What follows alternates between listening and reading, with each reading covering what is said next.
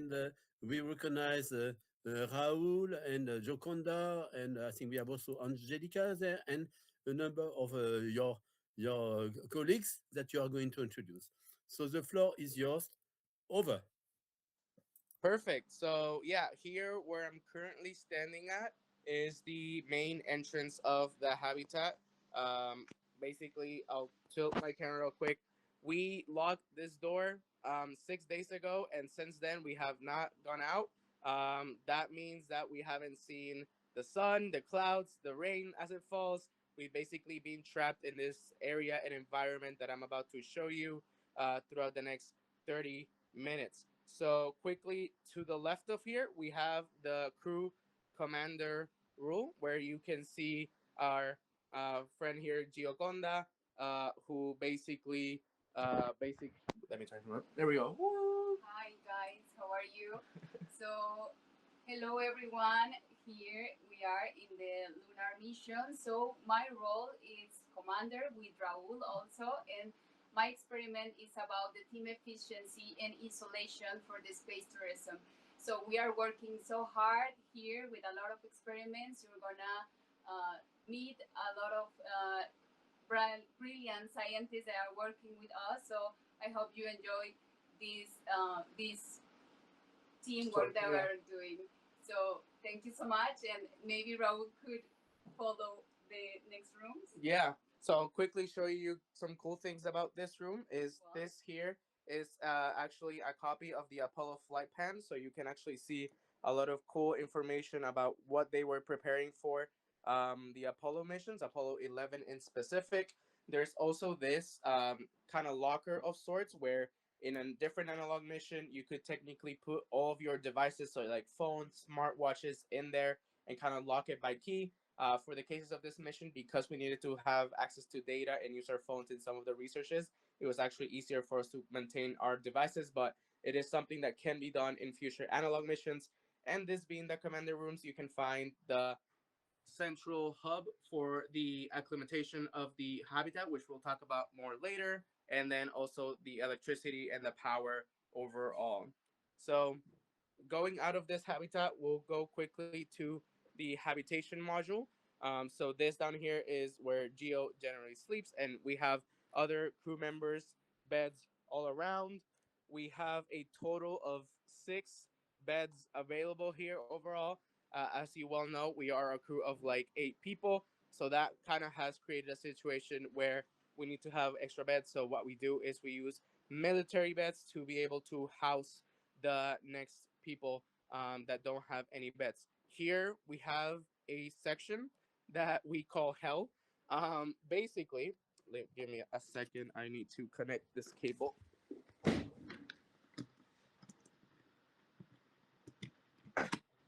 Hell is known like hell for different reasons. Number one, it is the habitat area that gets the hottest the fastest.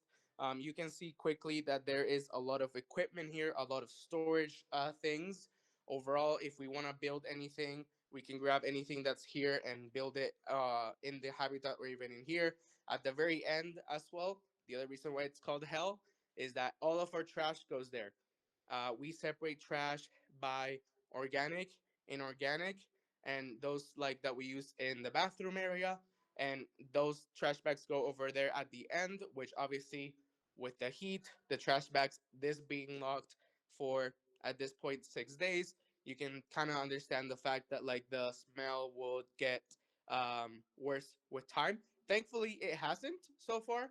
So we're really thankful and grateful about that. But we had a strategy where we're kind of double wrapping and triple wrapping certain things to try to prevent the smell from getting too bad here in hell, and then going into the habitat module, which is why we try to keep this door as closed. The power plug is on the inside, hence having to connect the light bulb in the inside of the habitat. So over here quickly, right after we get out of hell, which is also where I believe you would do the EVA's airlock. It can function as an airlock if you're going to do any EVA. In this habitat in specific, we try to avoid EVAs because of the location that it's in, the current weather that we're having. You know, it's grass outside, so it's very much not assimilating anywhere else in the world. But you know, if they was like snowing super cold, you can kind of have more similar conditions that you would experience in another planet or the moon, and as such you would do EVAs. But at least for our mission and previous missions, they haven't done EVAs, kind of like more focused on the isolation aspects and the effects of isolation that can have to crew members as they're all trapped together in the same space for 7 days. So here you can see a lot of different equipment that we have accessible to us. We have soldering equipment. We also have multimeters and different kind of equipment that we can use to do circuitry. We have been able to actually set up a Raspberry Pi, which we'll show later, which is how we currently have our habitat. And you can see here rover of sorts that they have used in the past. Realistically speaking, you can be really creative. They are very open and allowing about anything that you want to create and do. Um, these smartwatches are something that it would basically become part of your uniform. So overall, let me see if I can flip my camera again. There we go. So overall, we all get these kind of general spacesuits where we generally put our mission patch. We also have our flag, which mine fell, and let me put it back up now that I remember. And you can see we all have our mission patch, our flags, and then in general, we are all wearing these watches. These watches track the way we sleep, and they also track other things such as like oxygenation in our blood and different kind of metrics that are needed for our experiments. And now we're gonna quickly go towards the middle area of the habitat where you have some exercising equipment. Here you have one that's like very much used by the military to like spin around on a 2 dimensions, and here you have a gyroscope where you can see our friend Gioconda exercising on the gyroscope. I am going to tell you this. The amount of muscles that you exercise in this is crazy. You would not expect it. It's really tough. It really drains you really quickly. We also have a treadmill, 2 treadmills here to be able to be running at different speeds and be able to like be working together. We have this area where we can be doing pull-ups and push-ups and different kind of exercises, as well as this like weight equipment that we have accessible to us. We also have a rowing machine down there at the bottom, which you can be moving outside into this general space area to be able to use. So generally, a lot of different exercises that can be done overall. And this one is obviously one of our favorites because there's not really many places that you can be doing this. So um, it really does tire you quickly. You do exercise a lot in that. So um, yeah, here we have our kind of more bio and chemical. Here we have more of our bio and chemical lab. We sorry if you can't hear me because of the ACs. Let me know. Right now in the habitat is a bit hot, so we're trying to like keep the temperature down.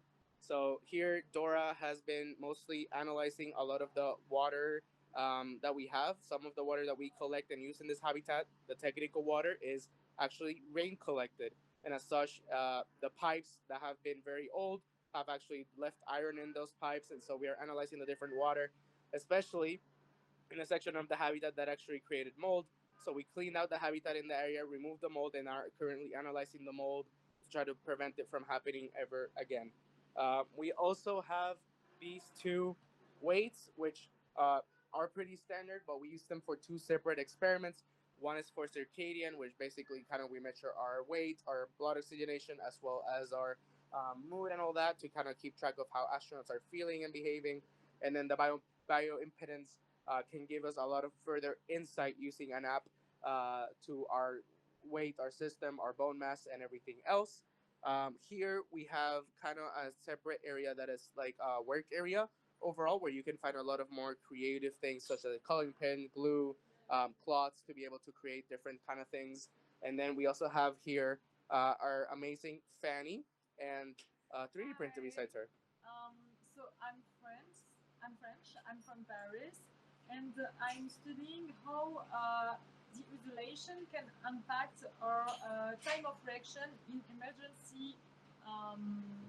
emergency situation. So I have all the data like from the other day, and I am like just checking all those number and all those data on an Excel, and I will see how like our mind evolve and how our perception of time during um, a hard situation. And also there is a 3D printer, and I did some hints. It's all logo, so it's the same picture, and it's Zaria, a Greek woman, and it's the number of our mission.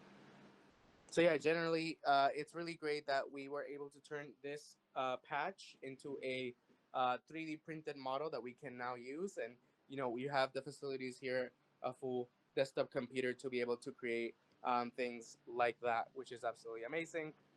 And then generally overall, we'll have here a little bit of the kind of website that has been built to be able to monitor our habitat. Here we can see the temperature, the air quality, the pressure, and then as well as like the temperature overall and the air quality. So that way we can from there decide if it's safe to be here, like what changes we need to make in our behavior and in the habitat to be able to coexist better. And the person that has been most in charge of this has been the amazing Maria, that is from Poland and has been able to create this through the Raspberry Pi with all the equipment that we have there. Maria's from Ukraine. Apologies for that. And then here is my baby. It's a spreadsheet, but it's basically all of our resources organized, calculated, making sure that we have all the resources necessary that we need to be able to survive efficiently the days that are remaining. You saw there a color in yellow. That's because we expect to finish the last of our juice on the last day. So that would be sad. But in terms of drinking water, this is our drinking supply. We have been using it over time. So this probably here had like 30 standard bottles of these and like also 30 bottles of these. And obviously, like you can see that we're kind of halfway done through them. So you can have some sparkling water here in Poland. It's very common to be drinking sparkling water. So they obviously did provide that. And then at the bottom, you have more mineral water. It's been actually very helpful and useful for us because that way we have been able to determine um, how to use that water. So mostly use that water for mineral water for drinking, whereas the sparkling water we can use it for cleaning different surfaces and being able to kind of be more hygienic as well. And this is also we call it heaven compared to hell. This is also like the green hub over there. You can see Hania working on.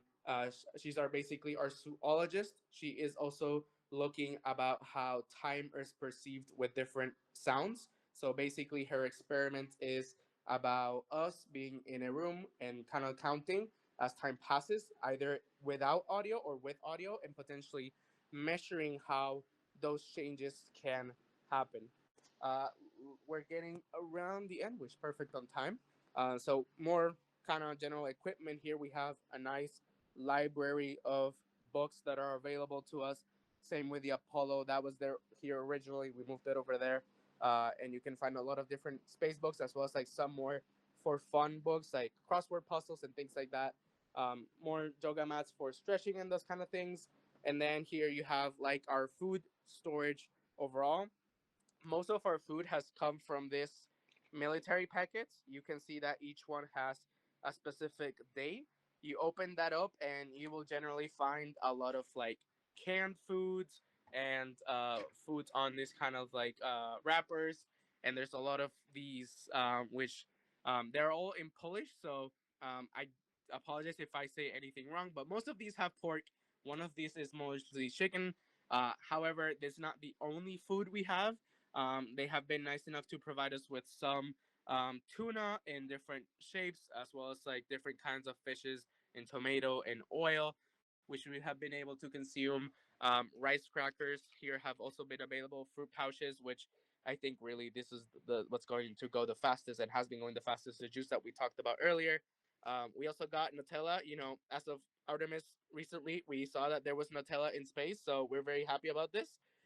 We also kind of have some corn, peas, and carrots here in this kind of jar, which kind of can help us bring a little bit more vegetables to our different meals since they're very much pork focused due to being in Poland. And yeah, canned fruits such as peaches, pineapple, corn, different things like that. But most of the food you can imagine is kind of like crackers, they're freeze dried. We do have some tortillas that we can do. And here's the general kitchen area. You can see that it's a very simple kitchen. It has one microwave, different kinds of way to heat water for tea, coffee, things like that. A very small sink uh, that we try to not use. This water, because it comes from the rainwater, is not as safe. Slash, it comes with a certain smell. Hence, we are usually using the sparkling water that we called earlier, and then our dishes that we try to keep clean every single time that we use. Lastly, also to kind of bring up some flavor a little bit too, we have our spices cabinet, a little bit of paprika, pepper, as well as salt that was used recently for the lunch. Um, and yeah, now going into the bathroom, you can see that is a very small bathroom.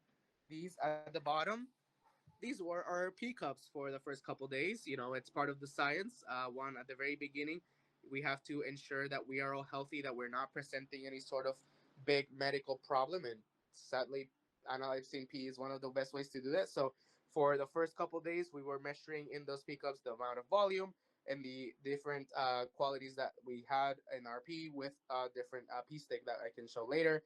And you can see here our amazing shower, and it's literally the translation of a shower because when in an analog mission, because you don't have access to water, you actually use these wipes to shower yourself. Thankfully, the smell hasn't been bad because we've been using these wipes very efficiently, wiping ourselves in very strategic areas as well as like very continuous wipe showers to be able to maintain a sense of like fresh air here.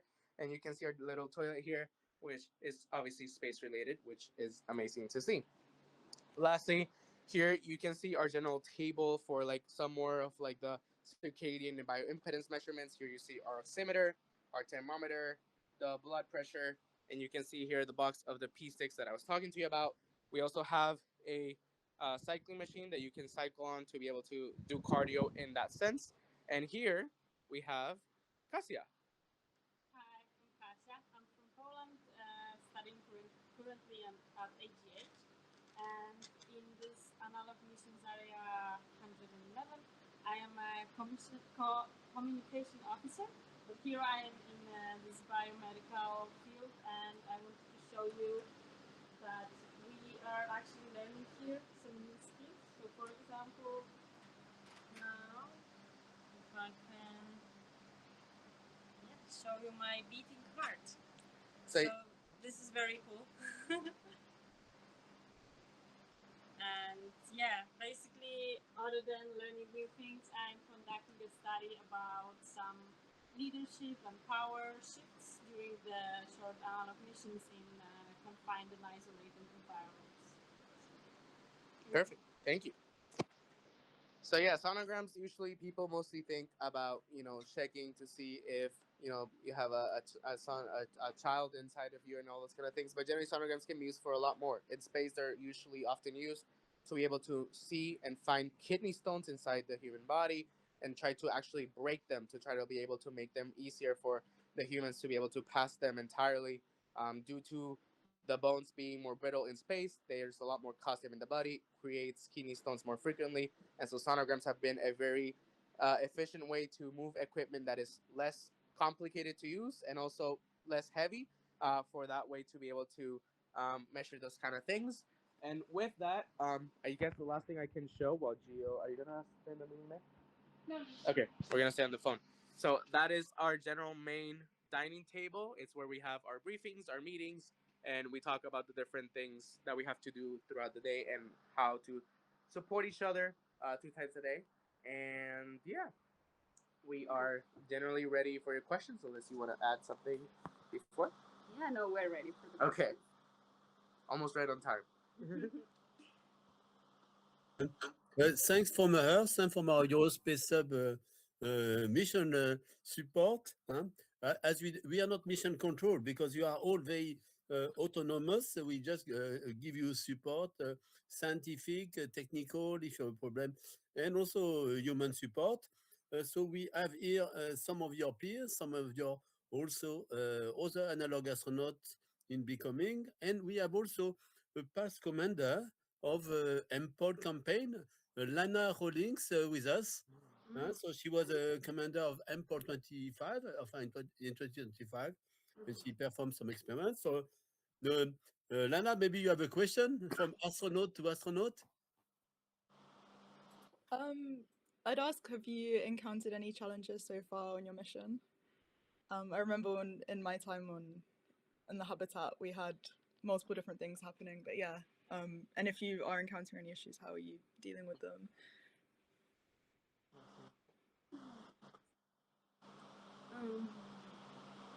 I think overall, in terms of challenges, right now we're currently it's a little bit warm outside, so that's why we have a lot of the ACs and fans running right now, trying to hope that the temperature doesn't keep increasing before it's too late. Um, we'll wait and see. It's kind of like the hottest that it's been today. Since then, I think other than that, at the very beginning, trying to make sure that we have enough water, enough trash bags, enough of like the key resources, if you will, which was my experiment, was definitely very something that was concerning us a lot. But we've been able to manage, change how much we're consuming, and should fall and complete the mission without problems now. Yeah. Yeah, of course, it's a daytime, huh? So the temperature is 110 degrees Celsius outside, huh? On the moon. 110 degree during the day and minus 170 during the night. So I hope that during the night you have a good heating system so that you can be well thermalized. I have a general question. So what is the typical timeline of the day? When do Yeah. you start? And yeah. So we generally wake up at 8 in the morning, and that's technically our hour zero. So something that we do here is that we change our clocks instead of like the general outside time. We have them set up at hour zero, being wake up time. We then have like the morning experiments for that first hour at 1. We start our breakfast, then we have our morning briefing, and then we kind of split off into sport, which is basically exercising, which everyone can do individually. Every person has a different schedule of when they have to exercise, as well as experiments, doing our own personal experiments, as well as the other experiments that we're working on from the outside. So obviously, EMMPOL has given us some experiments that they want us to be measuring, such as like using an ECG and an EGG to kind of see how we monitor our sleep. And then we have another experiment that we're doing throughout the day, which actually is about communication and solving and fixing like a bomb in a game. It's in a game, it's not real. I want to clarify that, but generally, it's a high stress situation where you have within 10 minutes to have to defuse the bomb. And so, being able to communicate with our MCC is definitely a challenge in the delays, and figuring out how astronauts and they can communicate better and more efficiently is the general idea behind this experiment. After that, we have lunch. Then we have another session of experiments. We then kind of have dinner. We at the end after dinner, we have our evening briefings where we again meet up and talk about what we did today, what can be improved, what can be changed overall for the well-being of our crew and as well as the habitat. Then we have socializing hour, which is really nice moment to not necessarily like disconnect, but like also be able to like have a more bonding moment, get to know each other a little bit better, do something that's more fun and stimulate our minds in that aspect. And then we try to go to bed because at that point it's already like our hour 16, which would then mean that we would be sleeping like 8 hours or less every single day. And so we try to like keep it as close as we can on the time, doing the evening tests that we have to do then to be able to make sure that we have everything, our reports, our tests of the days, and that way be able to go to sleep and wake up the next day and basically kind of just repeat the same schedule. So, and typically, what is the amount of sleep that you have, and how is it on the moon? How well can you sleep? And do you have a lot of tasks also to finish up? And so, what typical duration of sleep do you have? Yeah, so generally for sleep, we have I think for me at least, it has improved the more time that I've been here. The first night I had to spend it on one of the military beds, and that was uncomfortable. My advice to if anyone's joining here is bring a pillow. The pillow will do wonders for you. I don't think any of us has had a pillow, so we're all trying to like have our makeshift pillows with our hoodies and our clothes and all those kind of things, and as such, it's kind of harder and tougher. And in that aspect, it's not as comfortable to sleep in on, and it kind of actually wakes you up. Generally, I think the most that we've slept has been about 8 hours because we kind of changed the schedule a little bit. But generally, we have been getting like 7 hours of sleep 6 at hours. least. Mm-hmm. Ah, Um, seven. Oh, that's impressive. And for sleep, are you sensitive to a lot of noise in the moon base, or also a lot of light? Do you have also, or do you change the color of the light to help you to go into sleep? So we try to turn off all the lights that we can throughout the night to sleep. We have some lights near the area of the 3D printer that have to remain on because some algae is running and growing below it in water bottles, and so in that aspect, because that's an ongoing experiment, that purple light stays on. Thankfully, obviously, it's also at the other end of the habitat, so we do see it, but it doesn't impact our sleep in super negatively in that sense. But all the other nights, we try to turn off. The closest thing that we have to noise throughout the night would be the background noise of the fans and potentially ACs that we try to have going on to kind of try to get the air circulating and kind of keep it at a cool temperature. But in terms of that, other than potentially like rain and thunderstorms, which we had one earlier today, like in about an hour or two, which we were concerned we were not gonna have Wi-Fi for this. I don't think we've have had much uh, Yeah. noise problems. Yeah. Oh, so you have a big solar storm on the moon. That's what can switch off all the electric system. So we have another question from from Lana, Lana Rawlings, that was commander of an EMMPOL mission last year. Lana. Hi. So my other question, I remember in my time we completely lost kind of track of time and all time perception, actually remarkably quickly. You're doing very well at also keeping 8 hours of sleep. We really did not. I think we had less and less sleep as the mission kind of went on. But yeah, I was just wondering, what are your experiences with that so far?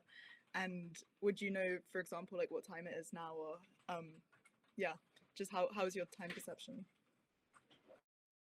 Well, actually, it's really a good question because we have an experiment to measure the time perception in isolation. So we are literally having a study right now that measure the precise moment that we have of the perception of the minutes and everything. And in the beginning was so easy, and it's like, yes, it's 1 minute, probably 5 minutes, but now we say some numbers that actually is not really accurate. So for us, we try to stay really in time with our maybe with our schedule that help us a lot for us. And the lights, for example, if it's day, we maintain the lights up all the time. If it's night, we turn down the lights. That's helped us really well for that time measurement. But we have like super good study that you could search when we finish the mission about this. Yeah. Yeah, I'll add on to that that like definitely in terms of the timing of things as commanders is a bit weird because we were supposed to keep our phones in the time of the outside. So we are working with an internal clock starting at 0 and then 24, but then they asked us to for this mission in specific to have our phones remain on the like outside time. So it's weird because your eyes are looking at two different clocks, and so that can be very much confusing. I know yesterday in specific I had a dream where I thought for whatever reason, I don't know if it was a dream or if I woke up or I don't know what it was, but I woke up and I was thinking that like for whatever reason we had decided that we were gonna wake up at 5 in the morning, and so my watch said 5 in the morning. Then I was like, wait, I have to wake up, but then I was like, no, we have to wake up at 8, and so like I was very confused. That took me like solid 10-15 minutes before I was like, okay, wait, no, real life we're waking up at 8. I can go back to sleep. But taper session definitely is one of the weird things, and yeah, we hope to um, show and stuff that is being done. Really interesting to see how our minds change the way we count every single second, and as such, like when we're being told to count 3 minutes, 5 minutes with audio or with no noise in the background, how our answers can potentially be changing as the days go on by. Okay, so there is a question from Aruna. Aruna, if you want to ask your question. Hi, Raul and Gio. I have one basic question. Do you also grow plants inside kind of greenhouse chamber? That's my question. Yeah, so there are some plants that are growing in the greenhouse chamber. There are not many.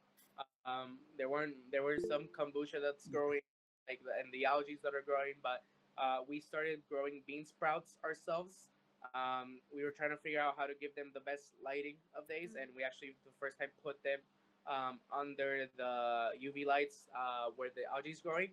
That kind of boiled the sprouts, so that wasn't too beneficial. So we now have put the bean sprouts to more better position so that way they receive enough light, enough water, if not resources to be able to grow. And so yeah, kind of having some fun exploring that experiment as well. Yeah. Thank Yes. you so much. For the Yeah. next mission also. Good. So are you planning to eat some food from that you grow yourself then, or it's just for more for psychological support? No, we're gonna keep that experiment for the next mission. So we're growing right now, but it's too early to have like some Ah, results. But we are going to keep this project for the next mission. okay. And you can quantify the rate of growth and the health of the plant as well. As yeah, you can do that by Here. inspection with color, with size, or even with spectrometer. Yes. Excellent. So we have also another question from Bailey Mendel. If you Hey, want you to unmute guys. yeah. Big fan over here. I'm just curious for both of you. In terms of the environment you're in right now, what is the thing that you unexpectedly like the most? And what is the thing that you unexpectedly dislike the most about this environment? At least I would say that the thing I surprisingly like the most, I feel like the people have been amazing. The gyroscope has been a lot of fun working out.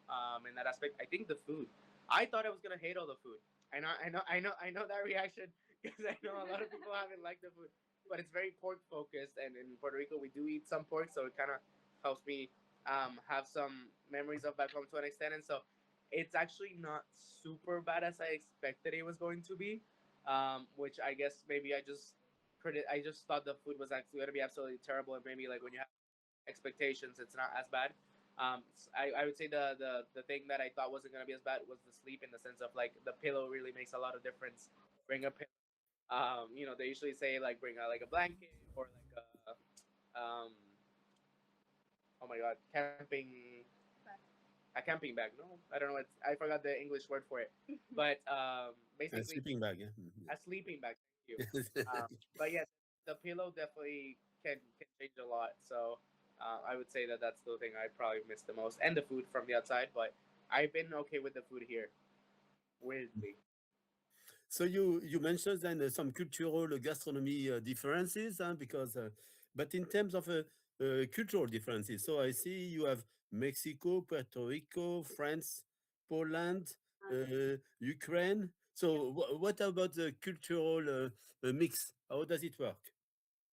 I Well, I think we're a really good team right now. So one of the things that I really enjoy this like kind of teamwork in installation, because I think it's different kind of um, perception, because when you're in isolation you need to stay like 24 hours with your team, and I think this cultural difference for me, it's like really rich for us, because we could change a lot of different maybe skills, taste of music, food. So it's like measure everything, every difference is really like increasing in this isolation environment. So I really like that. I don't expect that is was like really important for us, and I think it's really rich to have like a multicultural environment too.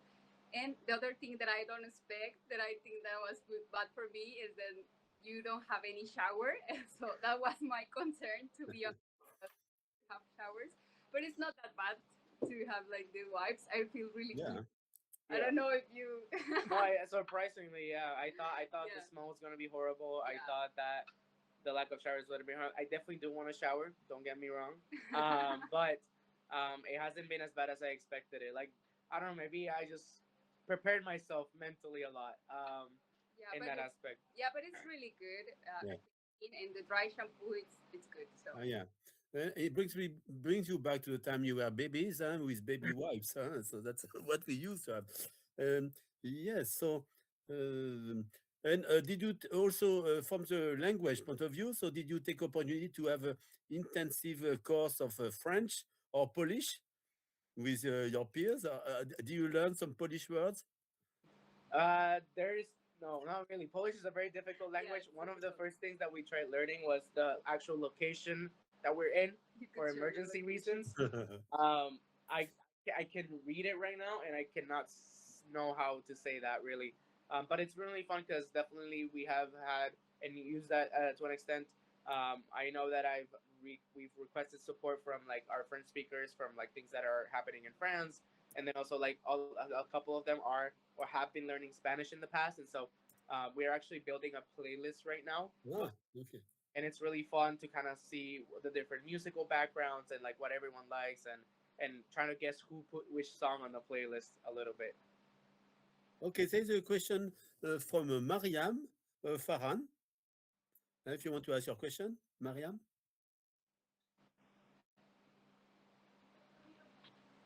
uh, can you put your microphone or I read your question? Mariam, are you with us? What continents do you call from? Mariam? Uh, okay, so a question to Raoul. Since you came from Mars, how different was the shift from a virtual analog mission to an in-person analog mission? Yeah. So I would say that there is a difference. I do think like a lot of the time and preparation that we put into it definitely helped me prepare myself a little bit more in terms of like the dynamics that can expect and how to try to like improve those dynamics. So in that aspect, I do think like crew dynamics, being able to work together, regardless of who it is. Realistically speaking, we met um, all these people that you saw today on the day that we locked each other in the habitat. We didn't know them ahead of time. Like me knowing Dio, that was beforehand. Like that was a blessing in disguise because you already knew weren't here and coming in knowing someone else. But the rest of them, you're meeting everyone from scratch.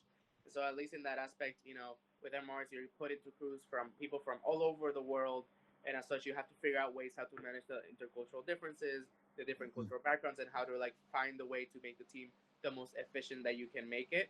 And so definitely that definitely helped a lot and has made this experience a lot more enjoyable. Definitely, and yeah. Hey, Okay. Bernard. Yes. Hi. Uh, Hi, Bernard. It's yeah. Dr. Jewel here from Yes. MR's. Please, if you have some follow-up question, Yeah, so hi, it's Dr. and Jewel. then Hi, Tiger. So I surprised to see you in this mission. But you never said anything, but anyway, I'm really happy for you. First of all, what is the most difficult challenges? Well, first of all, let me ask because I'm really surprised. Is just the two of you in this mission, or are there any crew members yes, that's missing? we did. That's really interesting. Were earlier today. We started with a crew of 8, and yeah, generally it's me, Gio from ISU, and then we have other people as well from other different universities, Okay. countries, Poland, Ukraine, France. So we have really people from all over the world. Mhm. Okay, because they're not in the screen, right, talking. So I just Yeah, was yeah, no, assuming I yeah. came in We late that there had was only two earlier a of you. tour. We had earlier a tour because they are busy working, so Ah, okay. they were speaking from their working Oh, right, position, gotcha. even from Uh, their rotating wheel or yeah. whatever. Yeah, okay, Yeah, excellent. no, the Y one's really interesting because we did 2 years ago. We actually ran the first single one crew person called the Martianaut Project. Yeah, yeah, So I wanted to. I thought that you were two crews. I wanted to oh see if yeah, it's a comparison, but you're not. You're a full crew, so that's good. yeah. So my question really is um, what is the most so far the most difficult challenges for you individually, so each person can respond, like so far what's the most difficult challenge in terms of you know the physical, psychological, physiological, and spiritual wellness. So yeah, be interested to hear from each person. Yeah, I mean, I think for us, obviously, I think the sleep has been more difficult adapting to that. I think over, you know, part of our schedule is exercising, so that makes you physically feel better. Obviously, you have to take care of yourself physically. You can't overdo yourself. You have to take care of our health is very important and something we have learned as part of this mission overall. And so I would say that the sleep probably like because it's not optimal perfect condition, then that has been the most thing that I've had gotten getting used to, and kind of eating the same thing over and over again is something that's starting to become something I have to accept. But the food has been rather positive for me. I've been able to eat everything, so pretty good. Well, are you using MREs? Yes, yes. Okay. And then are you experiencing circadian drift already? Generally, no, not that we know of. We're kind of tracking that with data. Again, we've been Hmm. here 5 days. So how we perceive time has been one of our experiments, and so ideally we'll get all that data, publish it later on. Um, Yeah. but we'll see what results are. Yeah, wonderful. And what about yourself? I forgot your name. I'd Joconda, love to hear. Joconda, Yeah, Yeah, nice to meet you too. Joconda. Yeah. Yeah, but Secunda. I think for me, the main thing was the isolation. In the beginning, to be honest, I was like in the first, I was like really just a little bit scared about the isolation because I feel like, oh, maybe it's not that easy for me to in like this closed environment. So the past the day well, I feel bad or I have a kind of stress. You're breaking up. Is it me or it's just breaking up? It's a moon communication from the moon. That is yeah. Good, excellent. So I see another planetary explorer here. This is Dr. Lutz Richter. He has sent experiment to various places in the solar system. Actually, we are collaborating on an instrument we will send to the moon to measure permittivity, material properties. So, Lutz, you have a question for our astronaut? Yeah, right. I don't know too much about the current campaign, also because I joined the briefing late. But I have a question. So, in terms of, let's say, simulated EVAs, do you do those? So, do you go outside occasionally or stay inside the habitat all the time? So for this EVA, this location specific, one of the things that they focus on is the fact of like the pure isolation and the confinement aspect. And as such, because especially of the outside conditions that we're in, where right now it would be really warm, it's not as valuable to do an EVA. So we've actually been here since 6 days ago when we first closed the door and spent the first night here. And so we're Mhm. focused on staying here, isolation and all that. So we haven't done any. Right. And you're trying to occupy yourselves, let's say, with mental activities to stay alert, let's say, to stay awake during that time as well, and to stay. Yeah, I guess it's important to stay to occupy your minds, right, and to have like a routine of activities. Which allows for some flexibility, not repeating the same routine every day. Yeah. But To for pass this short time. simulation, because this is okay 1 week on the moon, of course it's packed with investigations, Yeah. like the Artemis astronaut will do, and they have various scientific technology, human factor, physiology, plants, and so on. So in general, their Good. timeline is full. So and also there is a human factor, and the interactions. And for some Exactly. EVA preparation, sometimes also we use um, interior virtual reality simulation, where you could Oh, okay. eventually also prepare yourself. And with Dr. Richter, also we are looking at some VR tools that could simulate, for instance, either IVA in a moon base or Yeah. extravehicular activities outside of the moon base. So that could be also a topic of collaboration for the future. True. True. Mhm. Good. Yeah. Very good. Is there any other question from our media from all over the world? So, uh, anybody? So, let's say Norbert, do you have a question? Norbert is our operator that arranged this connection from Earth to the moon. Yeah, no, Norbert. Okay, I don't have a question necessarily, but I'm proud to see these astronauts right now, and I'm very happy we are supporting you guys. Excellent. Thanks for support. Darius is a collaborator, and you had the opportunity also to see our space habitat preparation habitat in the Netherlands, that we have this Exospace Sub Express, which is a kind of preparation to some of the experiment, to some of the protocol. Do you have any comment or question, Darius? I gotta say, I really like the wheel. I wish that were in the miniature version, but I think what you have in Krakow is way bigger and can support way more life, I suppose. But yeah, hopefully you guys are doing good and that you guys are feeling good, feeling healthy, feeling clean, and we're rooting for you down here on Earth, I guess. Good. Yeah, I think a good mood. Damaris, I saw you laughing a lot during some of the tour and the presentation, like I did. Is there anything that you would like to ask or comment?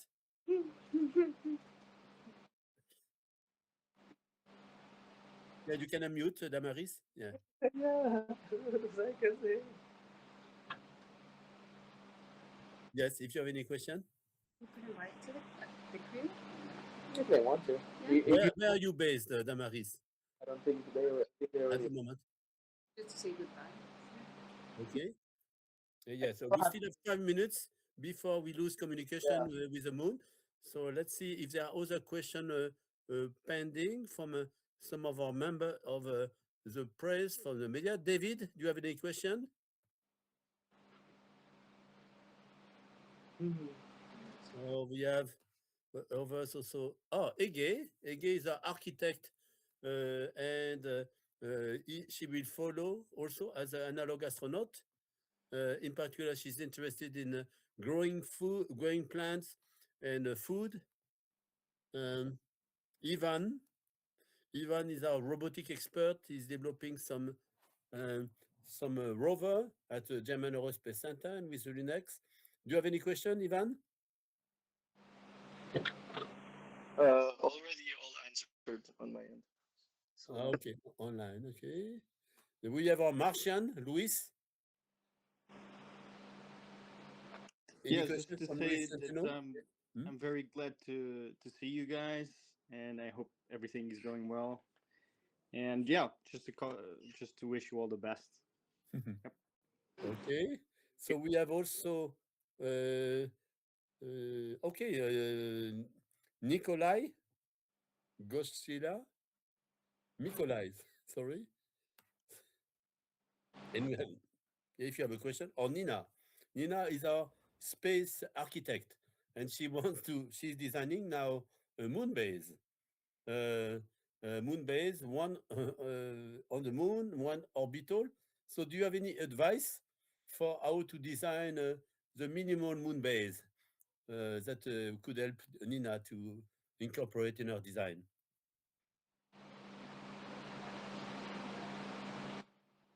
Yes, so Raul and Joconda, so do you have some recommendation? Because now you are living inside the moon base, so what is the minimum size? Or could it be smaller than where you are now for the first precursor moon base? What would you recommend? The minimum size of the base? Yeah, for a moon habitat. I think this is a good space habitat because it's planned to have like a big team. I think the biggest team could be 12 or. Okay. So for this specific base, I think the size is okay. So we have a lot of beds. We are a team of 8, and we have like some military beds that we need to add. But in specific, I think the size is good for the maybe like a good, like bigger group. But I think that we have everything right now. We could improve a lot of things, more like sustainability. We could improve some spaces, the light. So for the architects that are here, you could have like a blank space here to adapt and to make some experiments here. So I think the size for a colony, it's good. So I think Okay. And so, how do you communicate with mission support from ATC? Do you have a specific time of the day, or do you do it by text, or do you have also like real-time communication with them? So for this mission, we have two ways. There's some time that we are meeting with them, like usually more on the communication experiment aspect, and as such are talking to them through a headset while doing different tasks.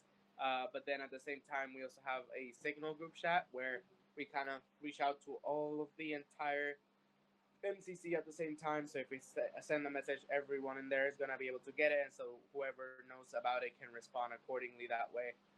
So that's generally the main method of communication that works 24/7. Throughout some times of the day, have access to the other more uh, verbal communication method availability.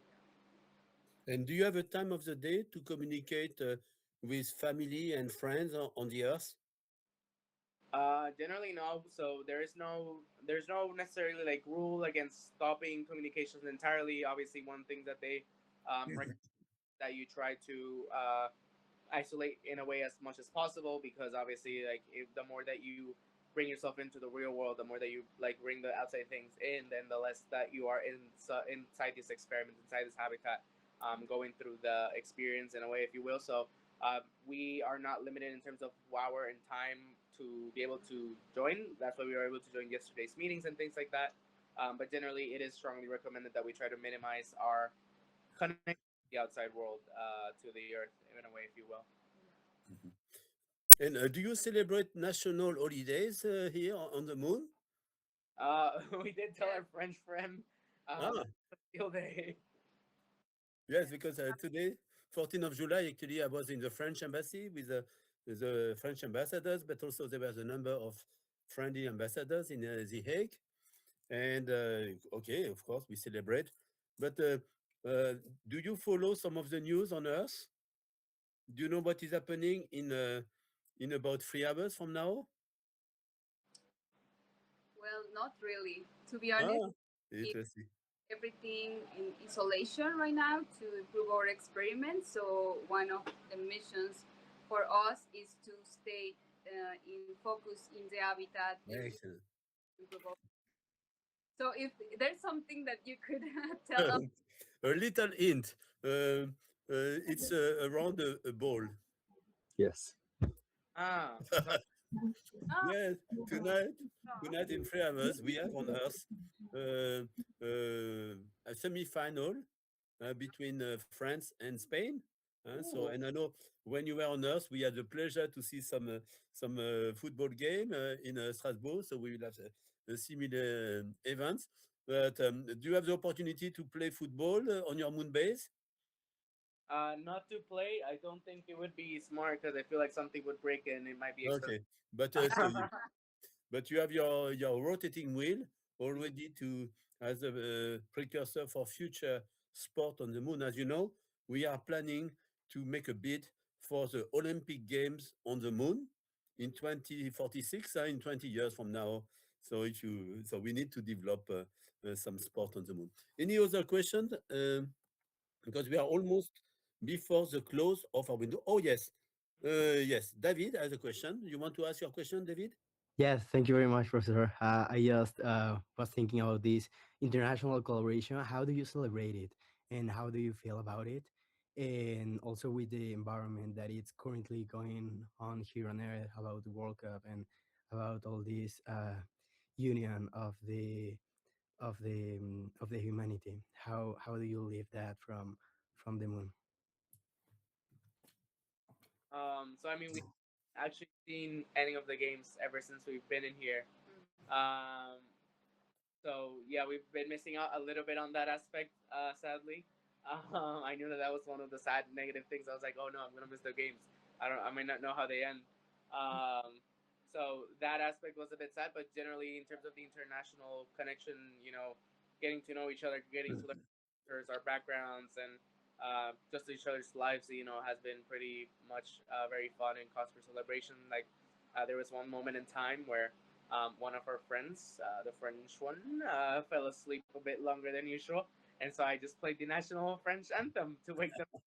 as you know, way to start the day, and it was really funny, and the crew enjoyed that, and she laughed it off too. And so I think that's always important, finding ways to improve morale, because definitely being like stuck, isolated can be psychologically tolling. So being able to like keep spirits high and be able to communicate and actually get close together as a crew is really important. So even though we're not watching the World Cup games, maybe we should try to find a way to see which one is happening tonight since the semifinal. But we'll figure out what we can do from the moon over here. Yeah, I think in terms of the moon, when you're in the moon, I think all the barriers about the countries disappear because you're only working for one objective, and you could see and you could feel that there's no difference. There's no like countries. There's just one humanity, and we could cooperate and work or improve everything. So in terms of collaboration, I think here it's like no barriers. We are just cooperating as humanity. Yeah. Excellent. On this note, a very beautiful comment. Okay, so there is a question by Mariam about. You want to ask your question, Mariam, or it's about the habitat design from a gender perspective? So, how you do deal with hygiene, health needs during the mission from a gender perspective? So you have a mixed gender, yeah. Okay. So, do you recommend a mixed gender in such missions, or we have also done all female group, all male, and I think that we should also make the study. Yes, so you mentioned yes, international collaboration, and also we are celebrating now International Moon Day, and that's an initiative that we brought to the United Nations, and so we celebrate it on 21st of July, when you are due to return to Earth. Hopefully, I hope you can make it back to Earth. So 21st of July, we celebrate the anniversary of the Apollo 11 landing. But overall, the whole period from June to October, we have a number of events celebrating International Moon Day.